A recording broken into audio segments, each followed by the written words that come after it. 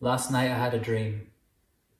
I was sitting in the gleaming sun. My feet were up along with 4 more pairs belonging to each of my best friends, probably people I hadn't seen since I was 10, finally together again, properly. We stayed out and laughed until the sun bowed out and introduced the night, and the barbecue upon which we cooked remained our only source of light.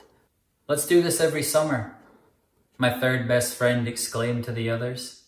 They agreed, stood out their seats, and held each other in embrace, wrinkled, ignorant smiles sewn to their face.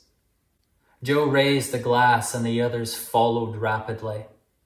I tried to attend, but I was angrily dragged from my fantasy and awoken savagely by a bespoken, cranky old man on the TV telling me I need to stay inside, on the basis it's my civil duty to remain isolated and save lives. It's easy to believe time has been wasted, but it's all right. Open your mind and think of what others are going through. He's 28, furloughed, just wants to see his kids. His loneliness and depression stay at a 2-meter distance. She's 55, scared. She tested positive last week. At night she's alone. She really struggles to breathe. He's 85 and just wants to say bye to his wife Selena, but she's dying in the hospital and he can't even see her. She's 38, 3 kids. Her husband's had a stroke. Children want to visit daddy, but she has to tell them no. He's 7, afraid of what his dad will do when he cries, stuck inside with a monster. He has nowhere to hide. She's 22, graduated and on the front lines, barely got a degree, but now she's watching people die. This world is a sinking ship.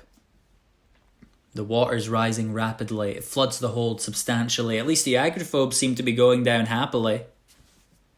It would be so easy to write this off as a catastrophe. Instead, I casually wander up to the bow, sit on the highest point so I can gaze at the chaos below, people running and screaming, rioting and stealing. Most stay in their cabins, terrified of leaving. To the quick, ignorant scanner, it's full-blown anarchy, while the captains on the top deck, who have only shown apathy, look down passively, shrug off the casualties and jump on TV saying this is satisfactory. It's not easy to feel good in these tough times. Being stuck inside for too long starts to eat you alive. I really hope most of you feel fine. My mental health is questionable at the best of times, and recently I've started to feel like we're in some kind of hellhole. Since when do we get excited about a death toll? We've stopped really caring about for whom the bell tolls, instead counting down the days until we can get a Greg's roll. It's so weird feeling vulnerable when you're safe behind 4 walls. Because boredom is tough. But losing a loved one is tougher. Before you go to the beach, think of your sisters and brothers, your fathers and mothers, and 4 billion others who might be finding it tougher. Yeah, you can't go to the gym, but does that really mean you've suffered? Because if we let it get worse, it would be a real shame now.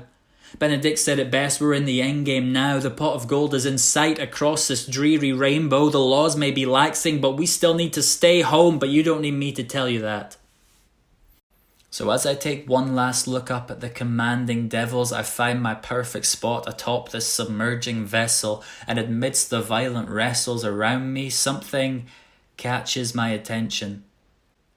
I'm not sure how I didn't see it before, but there's hundreds of passengers willfully remaining in detention. When the freedom we've always known is a stone's throw of being abolished, I'm astonished at what this human race we have can accomplish. Thousands working together, creating a positive mind. The world wears a mask, but pull it up and you'll find. She's 32.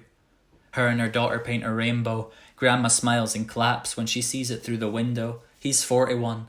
Finished work with his soon-to-be spouse. Now they drop off shopping to people trapped in their house. She's 19 and decided to give up her free time, chatting to lonely elderly at the end of the line. He's 25 and using his 3D printer has created hundreds of PPE for frontline workers. She's 56, stacking shelves, never took a break, essential, working hard while the rest of us stay safe. He's 100 years old, has lived for a century and racked up 32 million for the NHS charity. I look at the crowd happily and finally I begin to think with some clarity that there's so much good sprinkled throughout the bad, and honestly, it gives me great pleasure to know that the world is a sinking ship. But hey, we're all on the same boat.